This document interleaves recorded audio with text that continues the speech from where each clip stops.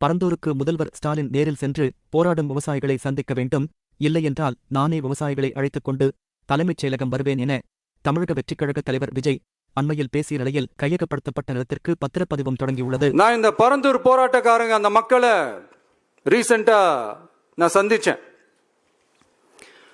அவங்க சொன்னதையெல்லாம் கேட்கும் போது உண்மையிலே ரொம்ப கஷ்டமா இருந்தது. இப்பவும் ஒன்னும் குறைஞ்சிடல சிஎம் சார். சாதி மதம் கடந்து தங்களோட குடியிருப்புகளை, விவசாய பூமியை, வாழ்வாதாரத்தை, நீர்நிலைகளை காப்பாத்த ஒன்னா நின்னு போராடிட்டு இருக்கிற பரந்தூர் பகுதி விவசாய பெருங்குடி மக்களை தயவு செஞ்சு நீங்க நேர்ல சந்திச்சு பேசுங்க. உங்களுடைய அமைச்சர்களோ இல்ல உங்களுடைய அதிகாரிகளோ பேசக்கூடாது. நீங்களே நேர்ல சந்திச்சு பேசணும். அந்த இடத்துல விமான நிலையம் வராதுன்ற உத்தரவாதத்தை அவங்களுக்கு நீங்க கொடுக்கணும். இதையெல்லாம் நீங்க செய்யாம எல்லாத்தையும் கடந்து போகணும்னு நீங்க நினைச்சீங்கன்னா பரந்தூர் பகுதி விவசாய மக்களையும் பொதுமக்களையும் நானே அழைச்சிக்கிட்டு வந்து தலைமை செயலகத்துல உங்களை நேர்ல சந்திச்சு முறையிடுற நிலைமை உண்டாகும். சென்னைக்கு 2வது விமான நிலையம் அமைக்க வேண்டுமென பல ஆண்டுகளாக அரசு பல்வேறு நடவடிக்கைகளில் ஈடுபட்டு வருகிறது. சென்னை புறநகர் பகுதிகளில் பல்வேறு இடங்களில் புதிய விமான நிலையம் அமைப்பது குறித்து சாத்தியக்கூறுகள் ஆராயப்பட்டன. இறுதியாக காஞ்சிபுரம் அடுத்த பரந்தூர் பகுதியில் விமான நிலையம் அமைக்கப்படும் என அறிவிக்கப்பட்டது.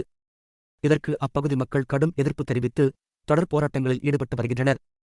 பரந்தூர் விமான நிலையம் மற்றும் சுற்றியுள்ள 13 கிராமங்களில் 5300 ஏக்கர் நிலம் கையகப்படுத்தப்படவுள்ளது. கையகப்படுத்த திட்டமிட்டுள்ள நிலங்களுக்கான இழப்பீடு தொகையும் நிர்ணயம் செய்யப்பட்டுள்ளது. சுமார் 3 ஆண்டுகளாக அப்பகுதி மக்கள் போராட்டத்தில் ஈடுபட்டு வரும் நிலையில் அவர்களை திருப்திப்படுத்தும் வகையில் இழப்பீடு தொகை வழங்கப்பட்டுள்ளதாக தகவல்கள் தெரிவிக்கின்றன. இந்நிலையில் பரந்தூர் விமான நிலைய திட்டத்திற்கு பத்திரப்பதிவு தொடங்கப்பட்டுள்ளது. அரசுக்கு நிலத்தை தர சம்மதம் தெரிவித்து 5 கிராமங்களைச் சேர்ந்த 19 நில உரிமையாளர்கள் நிலம் வழங்கியுள்ளனர். நிலம் பதிவு செய்யப்பட்ட 4 மணி நேரத்தில் வங்கிக் கணக்கிற்கு பணம் அனுப்பப்படுவதாகவும் தகவல் வெளியாகியுள்ளது. 4 வார்த்தை பேசிக்கிறேன், 4 வார்த்தை பேசுவேன். அதுக்கு மேல இது கேட்ட நான் பேசவே மாட்டேன். தெரியாது அப்பாவி மாதிரி பரிதாபமா நிக்கிறீங்களா? டேய் நீங்க பெரிய ஆளுங்கடா. என்னைக்குப்பா நல்லவங்க பார்த்து ஓட்டு போட்டுருக்கானுங்க. இவனுக்கு கணக்கு என்ன? ஒரு ஓட்டுக்கு ஒரு பித்தளை கூட, ஒரு பித்தளை சொம்பு, ஒரு பித்தளை பாலான்னு தானப்பா போட்டுருக்கானுங்க. இவனுக்கு ரேஞ்சுக்கு அதை ஒரு நாள் பிசினஸ் ஆக்கி கரெக்ஷன் பண்ணிட்டானுங்க. அவனுக்கு ரேஞ்சுக்கு அதை 5 வருஷம் பிசினஸ் ஆக்கி கரெக்ஷன் பண்ணிட்டு இருக்கானுங்க. இவனுங்களை கொள்ளையடிக்கிறதுல தப்பே இல்ல. கல் தோன்றி மண் தோன்றா காலத்தை டேய் இதுக்கு எதுக்குடா அப்பவே பிறந்தீங்க?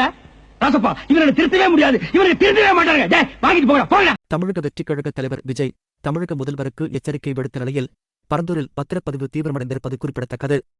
இதை சுட்டிக்காட்டி சமூக வலைதளங்களில் பலரும் கருத்துக்களை தெரிவித்து வருகின்றனர். நம்ம நாட்டுக்கு கேடு செய்யற இன்னும் எக்ஸ்ட்ரா வேலையெல்லாம் ஈஸியா செஞ்சுக்கிட்டு மக்கள் மத்தியில தங்களை மாபெரும் சக்திகளா நினைச்சுக்கிட்டு இருக்கிற மிகப்பெரிய ஏமாற்று சக்திகளோட பிடியிலிருந்து தமிழ்நாட்டை முழுமையா மாத்திர ஒரு முதன்மை சக்தியா இருந்து உங்களுடைய மகனா, அண்ணனா, தம்பியா, தோழனா, உங்கள ஒருத்தனா இருந்து நான் உழைக்கணும். இதான் என்னோட டார்கெட்டும்.